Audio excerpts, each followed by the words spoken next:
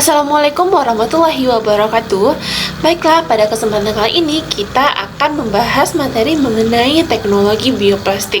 Hal ini merupakan mata kuliah teknologi terbarukan yang diampu oleh Ibu Rani Oktavia, SPD MPD.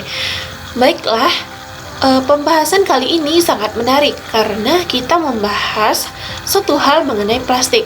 Plastik yang sering kita gunakan pada saat sekarang ini, dimanapun kita sering menemukan plastik, baik itu di bungkus makanan, di peralatan elektronik, di peralatan kantor, maupun di peralatan masak. Kita banyak menggunakan suatu hal yang bernama plastik. Nah, tanpa kita sadari banyak sekali dampak-dampak yang timbul akibat penggunaan plastik, sehingga para peneliti, penemu berusaha untuk menemukan suatu teknologi yang dapat menggunakan plastik ini tanpa merusak lingkungan. Nah, ini yang dinamakan dengan bioplastik.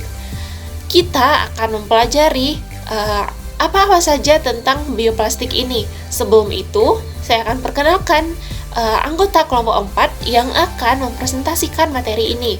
Yang pertama itu ada saya, Anissa Rahmita, NIM 19231052. Kemudian ada Gus Herlinda, NIM 19231022. Kemudian ada Heni Dwi Pratiwi, NIM 19231029. Kemudian ada Rita Sari Fatimah, NIM 19231040. Kemudian ada Yuni Arti, NIM 19231050. Kita akan lanjut apa saja yang akan kita bahas di materi teknologi bioplastik ini. Yang pertama ada plastik konvensional. Terdapat pengertiannya, manfaatnya, cara produksinya, kelebihan dan kekurangan, serta dampak penggunaan dari plastik konvensional ini. Ini akan dibahas oleh Gus Herlinda dan Rita Sari Fatimah. Selanjutnya kita akan membahas tentang bioplastik ini sendiri atau plastik ramah lingkungan. Mencakup pengertian dan sumbernya, kemudian proses pembuatannya, kelebihan dan kekurangannya. Hal ini akan saya bahas sendiri dengan rekan saya, Heni Dwi Pratiwi. Selanjutnya kita akan lihat juga dan kita analisis bagaimana peluang penggunaan bioplastik ini di Indonesia. Hal ini akan disampaikan oleh Yuni Arti. Nah, materi pertama yaitu mengenai plastik konvensional. Ini akan dijelaskan oleh Saudari Gus Herlinda bersama dengan Rita Sari Fatimah. Kepada Saudari, silakan. Baiklah, saya Gus Herlinda, NIM 19231022 akan menjelaskan mengenai pengertian plastik konvensional dan juga manfaat dari plastik konvensional itu sendiri. Seperti yang kita ketahui, plastik merupakan salah satu kebutuhan masyarakat yang sudah tidak diragukan lagi penggunaannya. Dari anak kecil sampai orang dewasa menggunakan plastik dalam kehidupan sehari-hari. Dalam kehidupan sehari-hari, penggunaan plastik konvensional mempunyai permintaan dan penggunaan yang tinggi. Penggunaan plastik konvensional semakin meningkat seiring bertambahnya kebutuhan bahan plastik dalam kehidupan karena sifat plastik lebih ringan, lebih mudah dibentuk sesuai desain dan ukuran yang diinginkan, dan juga dapat dibuat menjadi kantong yang mudah digunakan. Nah, jadi orang yang pertama kali menciptakan plastik adalah Alexander Parker di sebuah eksibisi internasional di London, Inggris pada tahun 1862. Alexander Parker menamai hasil temuannya dengan nama Parkesin. Parkesin merupakan bahan organik yang didapatkan dari selulosa yang dapat dibentuk apabila dipanaskan dan mengeras apabila didinginkan. Nah, setelah banyak mendengar kata plastik, teman-teman sudah tahu belum pengertian dari plastik itu apa? Jadi, plastik merupakan senyawa polimer yang terbentuk dari polimerisasi molekul-molekul kecil atau monomer hidrokarbon yang akhirnya akan membentuk rantai panjang dengan struktur yang kaku. Polimer yang dikenal sebagai plastik berasal dari produk samping proses cracking minyak bumi yang setelah melalui proses polimerisasi menghasilkan polimer. Polimerisasi merupakan proses penggabungan beberapa molekul-molekul sederhana melalui proses kimia menjadi molekul besar. Nah, plastik konvensional merupakan plastik yang bahan bakunya tidak dapat kembali ke alam. Hal ini disebabkan karena Plastik konvensional berbahan dasar minyak bumi, gas alam, ataupun batu bara. Bahan plastik yang terbuat dari material minyak bumi seperti petroleum tidak dapat terurai dengan mudah karena akan membutuhkan puluhan tahun agar dapat terdegradasi secara sempurna.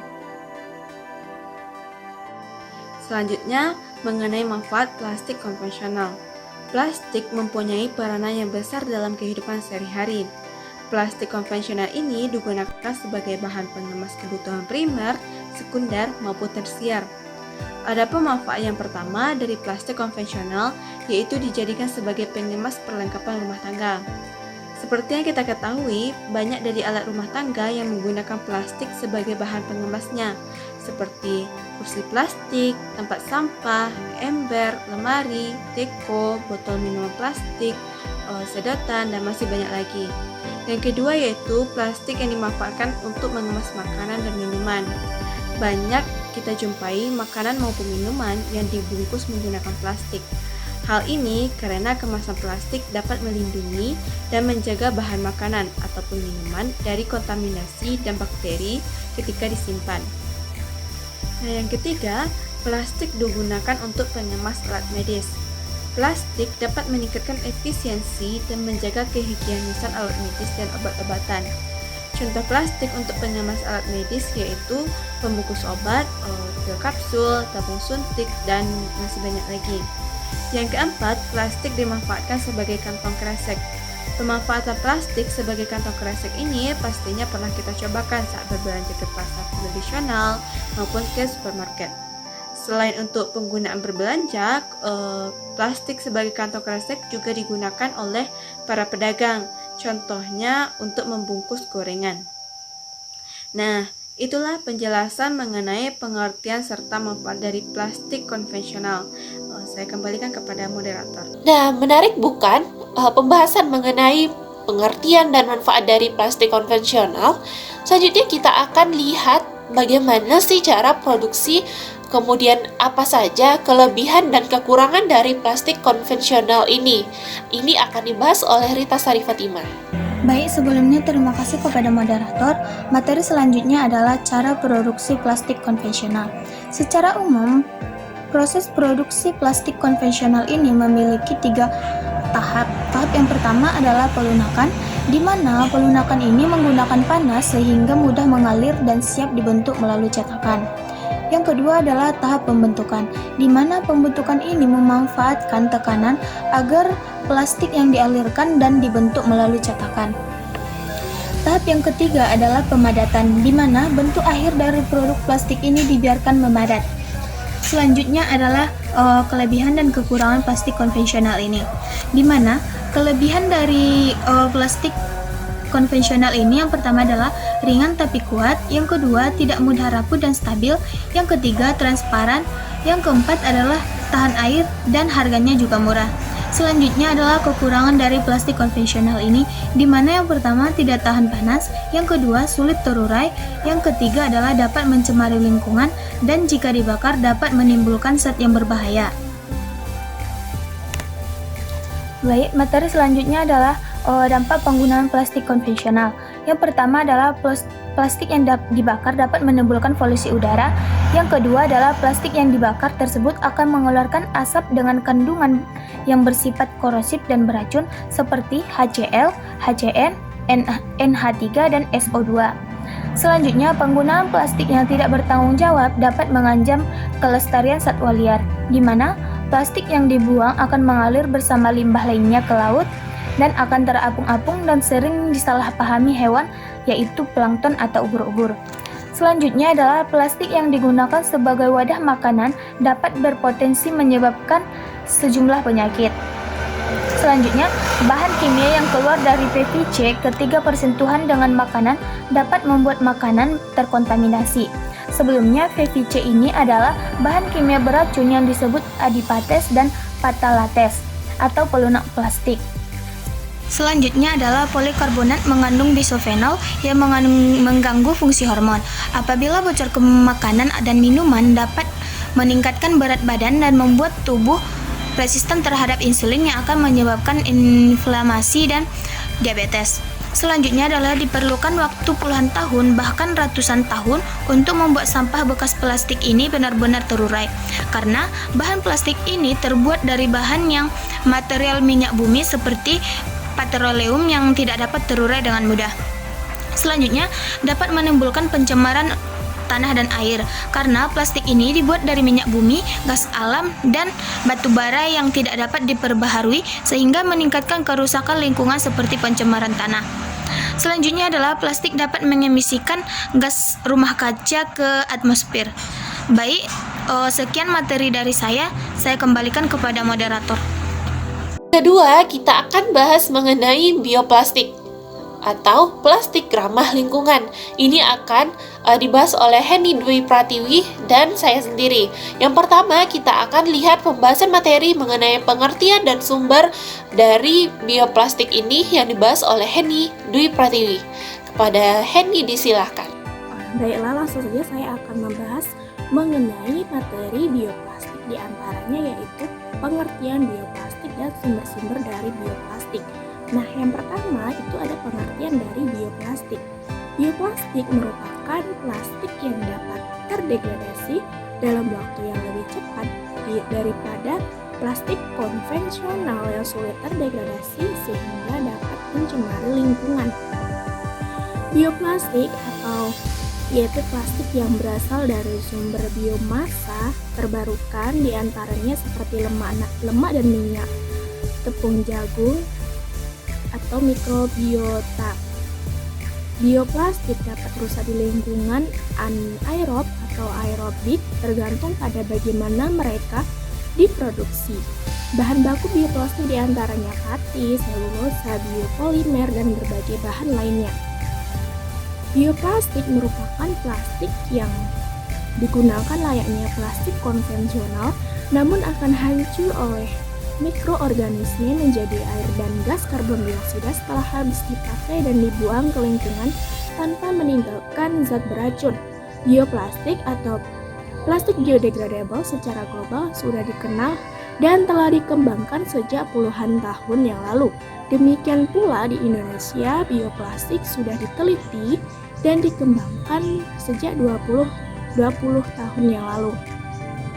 Bahan baku bioplastik ini sangat berlimpah di Indonesia yang juga dapat diperbaharui melalui perkebunan atau pertanian. Dan Indonesia merupakan negara yang kaya akan pertanian dan perkebunan sehingga untuk memproduksi bioplastik bukanlah hal yang sulit untuk mendapatkan bahan bakunya. Nah, bahan bakunya bioplastik ini sendiri merupakan seperti tepung gula dari glukosa, amilum dari glukosa yang dihasilkan dari bakteri dan pati. Nah, yang kedua yaitu adalah sumber-sumber dari bioplastik. Dalam menghasilkan plastik atau bioplastik, lebih banyak menggunakan pati tanaman sebagai bahan bakunya. Pati merupakan polimer alami yang dihasilkan dari pemanfaatan karbon dioksida dan air melalui proses fotosintesis. Dapat terdegradasi dengan sempurna. Bioplastik berbahan dasar pati merupakan jenis yang paling banyak diproduksi. Secara ekonomi, pati lebih kompetitif dibandingkan dengan minyak bumi karena berasal dari bahan nabati yang dapat diperbaharui. Proses produksi dari bioplastik ini dari pati lebih sederhana dibandingkan dengan bahan baku lain. Nah, pada kesempatan kali ini ada 3 sumber bioplastik yang berasal dari pati yang akan saya bahas, yaitu dari bioplastik dari pati sagu, pati ubi kayu, dan pati umbi talas. Yang pertama ada pati sagu. Pati sagu terdiri atas fraksi amilosa dengan kadar 28,84% dan amilopektin dengan kadar 71,16%. Amilosa dan amilopektin menghasilkan bioplastik dengan karakteristik yang berbeda. Amilosa yang tinggi cenderung membentuk kristal yang menghasilkan sifat mekanis yang lebih kuat dibandingkan amilopektin yang berbentuk amorf.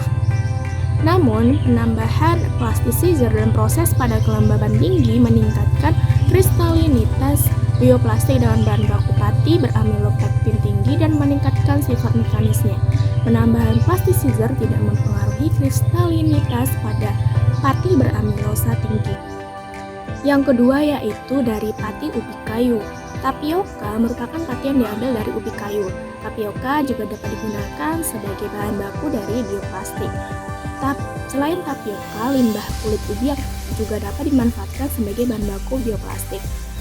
Rendeman tapioka merupakan komponen utama penyusun tapioka adalah pati dengan kandungan amilopektin sedikit lebih tinggi daripada amilosa. Sebagaimana dijelaskan sebelumnya, kandungan amilosa dan amilopektin mempengaruhi kristalinitas dan kekuatan mekanisme bioplastik yang dihasilkan. Pati dengan kandungan amilopektin tinggi dengan penambahan plasticizer dapat meningkatkan kekuatan mekanisme. Dan yang terakhir yaitu mengenai pati bioplastik berasal dari pati umbi talas. Pati umbi talas mengandung pati 70% nil dalam basis kering. Umbi talas digunakan dalam bahan baku bioplastik agar nilai ekonomis dari umbi talas ini meningkat. Jika pati tersebut digabungkan dengan filler dan plasticizer akan membentuk bioplastik yang biodegradable. Plastik ini. Pertama, menurut Widya Sari, terdapat beberapa metode yang dikembangkan dalam pembuatan bioplastik ini. Dapat dilihat dari penjelasan di bawah ini terdapat 3 buah metode. Yang pertama ada metode isobe. Pada metode ini, bahan dasar dari pembuatan bioplastik ini dilarutkan ke dalam aseton dengan air 30% atau etanol dengan air 20%. Kemudian ditambahkan bahan pemplastik yang terdiri dari liptida atau glisterin, kemudian dipanaskan pada suhu 50 derajat Celcius selama 10 menit. Selanjutnya dilakukan pencetakan dengan menuangkannya 10 ml campuran ke permukaan plat polietilen yang licin. Bahan dibiarkan selama 5 jam pada suhu 30-45 derajat Celcius. Nah, kemudian film akan terbentuk dan dilepaskan dari permukaan cetakan, dikeringkan lalu disimpan. Selanjutnya ada metode Freenow, yang mana bioplastik ini dibuat dengan bahan dasar kasein menggunakan pencetak extruder dengan beberapa proses pengolahan yang terdiri dari pencampuran bahan dasar dengan aseton atau etanol, kemudian juga air, penambahan pemplastik, kemudian pencetakan extruder, kemudian pengeringan film. Selanjutnya ada metode Yamada.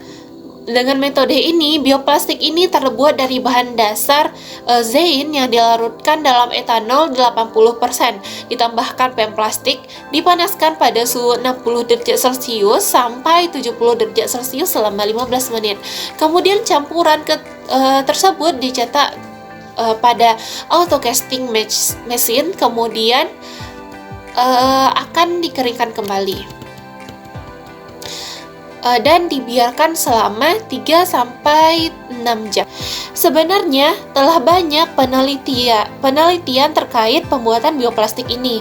Kami menggunakan satu referensi dari jurnal yang berjudul Pembuatan Bioplastik Pati Umbi Talas melalui proses Melt Intercalation. Nah, di sini kami menemukan beberapa alat dan bahan, kemudian juga prosedur pembuatan dari pati umbi talas ini. Yang pertama, kita akan lihat alat dan bahan yang digunakan. Alat dan bahan yang digunakan pertama yaitu tentunya bahan dasarnya pati umbi talas. Nah, pati di sini adalah suatu bahan yang terkandung dari tumbuhan, terutama tumbuhan yang mempunyai klorofil. Nah, pati ini merupakan cadangan makanan yang terdapat pada biji, pada batang, kemudian juga pada bagian umbi tanaman, dan hal ini terdapat pada umbi talas. Kemudian ada ZNO atau zinc oksida, atau bisa juga kita sebut dengan seng oksida. Seng oksida ini adalah senyawa anorganik dengan rumus ZNO. Ini adalah bubuk putih yang larut dalam air. Nah, serbuk ini banyak digunakan sebagai bahan adiktif dan banyak produk termasuk plastik yang menggunakan ZNO ini untuk pembuatannya. Bahan selanjutnya yang kita butuhkan adalah kitosan. Kitosan ini adalah satu polisakarida yang berbentuk linear. Bentukan dari kitosan ini adalah kitin. Kitin ini adalah jenis polisakarida yang terbanyak kedua di bumi setelah selulosa dan dapat ditemukan pada eksoskeleton invertebrata dan beberapa fungi pada dinding selnya. Nah, kitosan ini digunakan untuk pembuatan bioplastik ini karena memiliki manfaat yang banyak dan juga digunakan dalam medis. Namun, untuk melarutkan kitosan ini cukup sulit karena kitosan yang larut apabila dilarutkan pada asam yang tinggi, maka ini mempunyai sifat yang polyationik sehingga dapat dimanfaatkan sebagai penggumpal. Selanjutnya ada clay. Ini sebagai filler. Filler ini berfungsi untuk menguatkan dan mengeraskan material dari suatu bahan. Clay dalam artian sesungguhnya itu adalah tanah liat. Namun sering selain terbuat dari tanah liat, clay ini ada juga yang terbuat dari bermacam-macam bahan, tetapi adonannya memiliki sifat seperti tanah liat itu. Material clay ini merupakan satu materi yang menarik perhatian kita karena sifatnya itu sangat kuat, kemudian kaku dan melimpah di alam. Kemudian clay ini memiliki struktur yang sangat liat sehingga sangat mudah dibentuk apapun, sehingga kita bisa menggunakannya sebagai bahan pembuatan bioplastik. Selanjutnya adalah gliserol. Gliserol ini adalah sebuah komponen utama dari lemak dan minyak dalam bentuk ester atau kita sebut dengan gliserida. Nah, gliserol ini memiliki berbagai macam kegunaan dalam pembuatan berbagai produk. Dan selanjutnya bahan yaitu sorbitol. Sorbitol ini sebagai plastic scissor atau plastic scissor ini adalah bahan tambahan atau bahan adiktif yang mampu meningkatkan fleksibilitas dan ketahanan dari suatu materi. Nah, sorbitol ini adalah salah satu pemanis alternatif lain juga yang sering digunakan dalam makanan. Sorbitol ini ditemukan pada tahun 1872 dalam berbagai buah-buahan yang kita temui. Selanjutnya kita akan lihat alat yang digunakan. Yang pertama ada hot plate, kemudian oven, neraca analitik, kemudian cawan petri, kemudian spatula kaca, gelas ukur, cetakan, blender, dan mortar. Selanjutnya kita akan lihat bagaimana prosedur pembuatannya. Yang pertama kita akan lihat pembuatan pati dari umbi talas ini. Yang pertama kita lakukan proses pengupasan umbi talas ini sebanyak 1 kg. Kemudian pada bagian daging umbi talas ini dibersihkan. Nah, umbi talas yang telah kita kupas dan kita cuci bersih tadi akan ditambahkan dengan air dengan perbandingan 1 kg bahan berbanding 2 liter. Kemudian di blend. Kemudian kita saring dan sisa ampas dan 1 liter air itu di blend kemudian disaring kembali dan pisahkan antara ampas dengan cairan tersebut. Selanjutnya kita lakukan pencampuran antara cairan pati dan cairan pati yang pertama dan yang kedua. Kemudian kita endapkan di dalam wadah selama 1 jam sehingga akan terpisah antara cairan dan pati tersebut. Selanjutnya kita akan mengeringkan pati basah ini di bawah sinar matahari. Prosedur kedua adalah bagaimana kita membuat bioplastik ini setelah kita mendapatkan pati tadi. Pembuatan bioplastik ini dengan bahan baku umbi talas ini dengan beberapa variasi jenis filler, yaitu kita gunakan tadi ada ZNO, kemudian ada kitosan dan clay. Dan konsentrasi filler serta jenis pestisida ini. Tahapan yang harus kita lakukan adalah yang pertama adalah kita timbang pati tadi 10 gram sebanyak 20 sampel. Kemudian kita timbang pestisida gliserol 25% dan berat pati tersebut 2,5 kg sebanyak 10 sampel dan sorbitol 25% sebanyak 10 sampel. Kemudian kita timbang filler tadi yaitu ZO, kitosan dan clay tadi dengan berbagai variasi konsentrasi dengan 3%, 5%, kemudian 9% dan 12% dari bahan berat pati tadi. Kemudian kita masukkan pestisida 25% dengan berat pati 2,5 gram ke dalam beker gelas, kemudian berisi aquade 100 ml. Kemudian kita tambahkan filler dengan variasi konsentrasi yang berbeda juga ke dalam pati.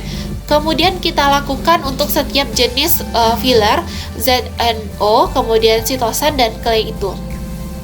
Kemudian kita tambahkan pati umbi talas tadi sebanyak 10 gram. Kemudian kita aduk dan kita panaskan selama 50 menit pada temperatur 85 derajat Celcius secara kontinu. Kemudian kita cetak larutan menggunakan plexiglass. Kemudian kita keringkan ke dalam oven dengan temperatur 45 derajat Celcius selama 5 jam. Kita keluarkan cetakan dari oven, lalu kita keringkan dalam temperatur kamar hingga bioplastik dapat dilepaskan dari cetakan. Baiklah, setelah kita melihat bagaimana proses pembuatan dari bioenzim itu, sekarang kita akan lihat kelebihan dan kekurangan dari bioplastik. Yang pertama itu adalah kelebihannya, mudah terurai oleh mikroorganisme di tanah. Bioplastik ini dapat terurai dalam waktu yang lebih singkat dari plastik yang biasanya. Ini membantu kita mengatasi permasalahan sampah plastik yang banyak sekali menumpuk. Kemudian kelebihannya adalah tidak mengandung zat berbahaya pencemar lingkungan. Plastik konvensional atau plastik pada umumnya biasanya terbuat dari pengolahan bahan bakar fosil yang mengandung berbagai zat berbahaya untuk pencemaran lingkungan. Nah, tetapi untuk bioplastik ini terbuat dari bahan-bahan organik yang tidak mengandung zat pencemar lingkungan. Selanjutnya, mengurangi volume sampah. Nah, plastik ini karena mampu terurai dengan waktu yang singkat daripada plastik konvensional, ini dapat mengurangi masalah-masalah sampah plastik yang menggunung dan nantinya bisa menyebabkan bencana seperti banjir dan lainnya. Selanjutnya kita akan lihat apa saja kekurangan dari bioplastik ini. Yang pertama dari harga. Nah, harga dari bioplastik ini tergolong cukup mahal ketimbang plastik konvensional karena teknologi untuk pembuatan bioplastik ini juga sangat membutuhkan biaya yang cukup besar dan teknologinya belum berkembang secara luas. Selanjutnya adalah penggunaan pati dalam pembuatan bioplastik ini tidak tahan terhadap air dan kekuatan mekaniknya sangat rendah.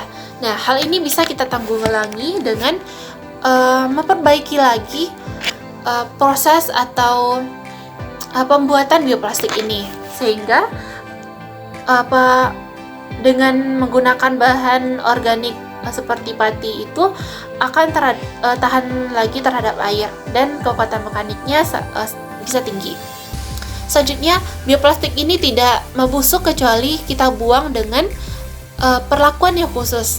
Dalam prosesnya masih memerlukan perlakuan khusus dengan menguburnya di dalam tanah agar mikroorganisme dalam tanah itu dapat menguraikannya sendiri. Selanjutnya, bioplastik ini hanya dapat terurai pada suhu 122 derajat Fahrenheit atau sekitar 35 derajat Celcius. Suhu sekian hanya terjadi di daratan, lain bedanya untuk di lautan. Baiklah teman-teman, Tadi kita udah bahas mengenai plastik konvensional, kemudian juga ada bioplastik, dan kita lihat terdapat perbedaan di antara keduanya, terutama di segi bahan pembuatannya. Jadi selanjutnya kita akan lihat analisis peluang penggunaan bioplastik di Indonesia ini yang akan dibahas oleh Yuni Arti. Kepada Yuni disilahkan. Materi yang ketiga yaitu tentang analisis peluang pengembangan bioplastik di Indonesia. Peluang pengembangan plastik biodegradable masih terbuka seiring dengan semakin tingginya tuntutan terhadap upaya pelestarian lingkungan. Bahan baku plastik biodegradable yang berasal dari bahan nabati juga memiliki peluang keberlanjutan dibandingkan dengan plastik konvensional yang dihasilkan dari minyak bumi yang semakin berkurang.